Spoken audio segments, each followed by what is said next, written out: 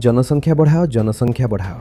परिवेशगत गवेषणा newsletter में प्रकाशित report अनुसार पृथ्वीर 830 कोटी जनसंख्या प्राकृतिक संपद उपर चाप पकाउछि फल ग्रहर पुनर्जीवित होगा क्षमता ह्रास पाउछि। वैज्ञानिक माने आकलन करुछन्ति कि मनुष्य प्राय 70 ରୁ 80% द्रुत गति में प्राकृतिक संपद व्यवहार करुछि। दुनिया रे जो बड़ बड़ पुंजीपति माने अछंती सेमानकु आपण बहुत कहिबार सुनिथिबे जे जनसंख्या बढ़ाओ। जदिओ एबे जेतिकी जनसंख्या अछि सेमानकु पाइबा पई पृथ्वी पाखरे यथेष्ट संबळ नाही। सेहिथि पई आज एक विराट जनसंख्या कुपोषित होई रहिछन्ती। किंतु जेउ लोक माने निज भाग ठारू बहुत अधिक व्यवहार करछन्ती सेहि माने ही कहउछन्ती जे जनसंख्या बढ़ाओ। बढ़ाइबार नै भाई केउठु आनिबो रोजगार। वैषयिक प्रगतिर अर्थ ही हेउची जेउ कामकु करिबा पई पूर्वरु 100 लोक लागुथिले सेही काम 10 जन करि देउचन्ती। जनसंख्या तो बढ़ाउछ किंतु जेउ काम रे आगरु 100 जनकु चाकरी मिलुथिला सेठी एबे 10 जन रे काम चली जाउछि। रोजगार आसीबो केउठु। प्रदूषणर अवस्था देखुछ जनसंख्या बढ़िले प्रदूषण आहुरी बढ़िबो। ना रोजगार रहिबो ना रोटी रहिबो आउ पवन रे थिबो विष।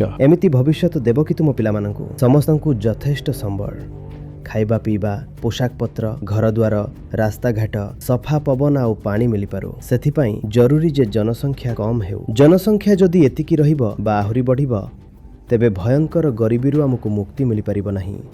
सेही लोक माने जो माने बारंबार कहउचंती ना जनसंख्या बढ़ाओ सेमाने ही सेही लोक जे सबु पैसा निज पाखरे जमा करि रखिचंती किंबा तांको पाखरे बहुत पैसा थिबो अथवा पावर बड़ बहुत थिबो।